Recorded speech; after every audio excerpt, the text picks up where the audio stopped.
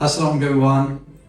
आज की video Australia के बारे में है कि जो नई अपडेट्स आई हैं उन अपडेट्स में प्रायोरिटी लिस्ट जो बनी है वो क्या है, ऑस्ट्रेलिया में आने वाले इनटेक में वीज़ा रेशो कैसी होगी और किस तरह की प्रोफाइल जो है वो ऑस्ट्रेलिया में अप्लाई होनी चाहिए, और क्या जो पाकिस्तानी स्टूडेंट्स हैं उनके लिए क्या क्या प्रॉस्पेक्ट्स हैं, बजट कितना होगा, फाइनेंशियल्स कैसे होंगे और नेक्स्ट इनटेक में हमें ऑस्ट्रेलिया अप्लाई करना चाहिए या नहीं करना चाहिए। तो इन सारे सवालों का जवाब हम आज की वीडियो में देंगे, तो आप इस वीडियो को एंड तक ज़रूर देखिएगा। अस्सलाम वालेकुम।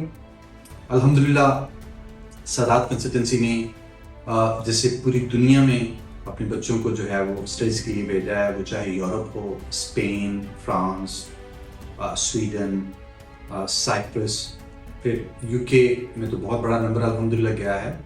हमने फिनलैंड में रिसेंटली कुछ वीज़ाज अचीव किए हैं, यूएसए में हमारे 10-11 बच्चे जो गए हैं।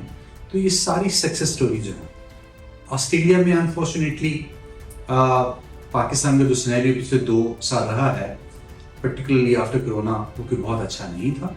इसलिए हम हमेशा अवॉइड करते हैं उन डेस्टिनेशंस को जहाँ पर वीज़ा रेशो अच्छी ना हो। बट अल्हम्दुलिल्लाह अब ऑस्ट्रेलिया बहुत अच्छा जा रहा है और बहुत सारी चेंजेस आई हैं।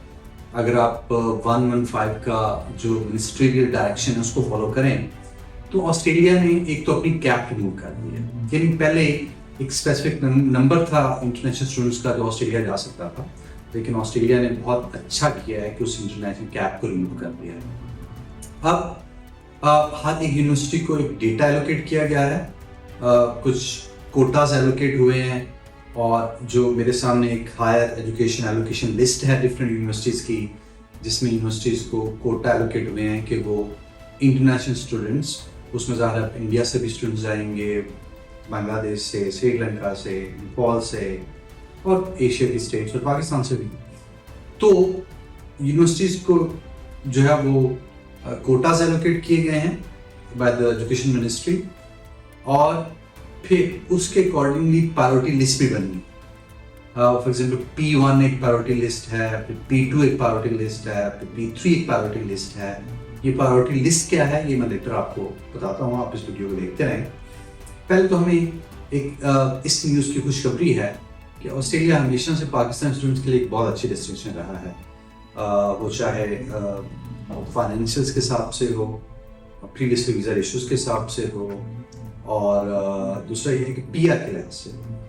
तो ऑस्ट्रेलिया एक बहुत अट्रैक्टिव डेस्टिनेशन जो रहा है, तो एक बहुत अच्छी खबर है पाकिस्तानी स्टूडेंट्स के लिए, क्योंकि वो हमेशा जब स्टडी प्लान करते हैं तो उनकी फर्स्ट डेस्टिनेशन जो है वो हमेशा से ही ऑस्ट्रेलिया रही।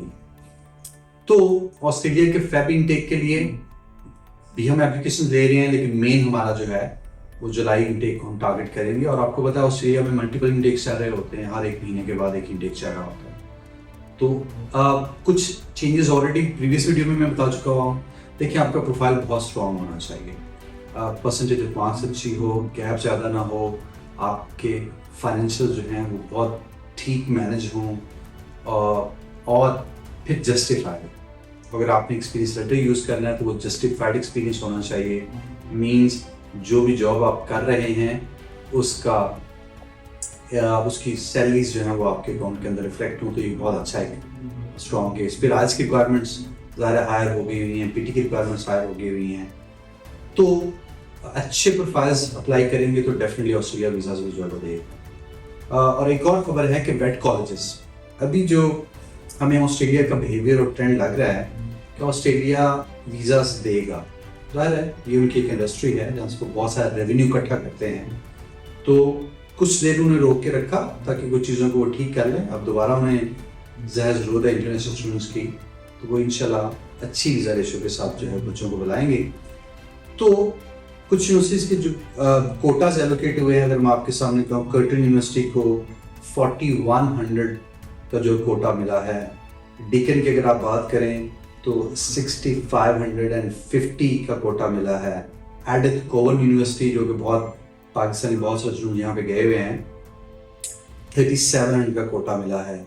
फ्लिंडर्स को 3000 का कोटा मिला है। ग्रिफिथ को 3950 का कोटा मिला है। लाट्रोप को 4800 का कोटा मिला है।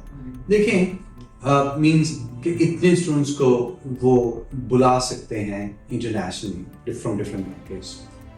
तो इसके साथ साथ कुछ जो एम्बेसी और इमिग्रेशन है उसने प्रायोरिटी लिस्ट पे जारी की कि हम P1, P2 और P3 के अकॉर्डिंगली वीज़ा ड्यूरेशन जो डिसाइड करेंगे। फॉर एग्जांपल P1 एक महीने के अंदर 4 to 6 वीक के अंदर आपका वीज़ा आ जाएगा।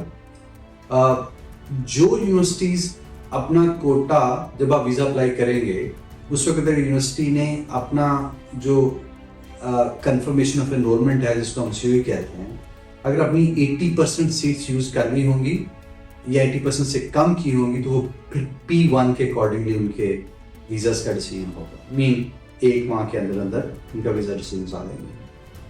अगर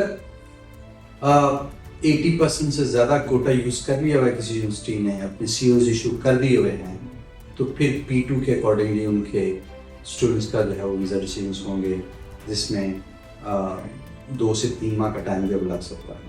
ठीक है। और फिर तीसरी है P3 लिस्ट। मीन अगर आपने 100% अपना कोटा यूज़ कर लिया, जितनी आपको सीट्स मिली हैं गवर्नमेंट ने अलॉट की हैं वो सारी आपने यूज़ कर ली हैं, तो फिर P3 के अकॉर्डिंग P3 में ये है कि वो 4 माह का टाइम, 4-5 माह का टाइम जो लेंगे आपका वीज़ा डिसीजन करने में। ठीक है। तो इस केस में वो ये नहीं है कि यूनिवर्सिटी से बातचीत करेंगे, उनके कोटास को चेक करेंगे और फिर उसके अकॉर्डिंगली। इसका मतलब ये नहीं है कि यूनिवर्सिटी अगर अपनी लोकेशन से ज़्यादा कोटा यूज़ कर लिया हुआ है COEs का तो उनको वीज़ास नहीं मिलेंगे, बट गवर्नमेंट डेफिनेटली उसको थोड़ा सा टाइम जो है वो ज़्यादा लेगी, तो फिर कोटास के अकॉर्डिंगली वीज़ा जो इशू किए जाएंगे। तो ऑस्ट्रेलिया के लिए हम बिल्कुल एप्लीकेशंस ले रहे हैं। आप आएँ, अपनी प्रोफाइल की असेसमेंट करवाएँ, हमसे डिस्कशन करें। We have a professional team that will guide you for Australia. ये बहुत अच्छी न्यूज़ है पाकिस्तान स्टूडेंट्स के लिए कि अब ऑस्ट्रेलिया इस मूड में है कि वो पाकिस्तान स्टूडेंट्स को वीज़ा देगा। तो अगर आप FSC के बाद, इंटरमीडिएट के बाद अप्लाई करना चाहते हैं, BS के बाद अप्लाई करना चाहते हैं और इवन के वेट प्रोग्राम्स और डिप्लोमास के अंदर भी अप्लाई करना चाहते हैं, so we have option for you. आप आएँ, do meet us, take your assessment and then decide for Australia. Thank you.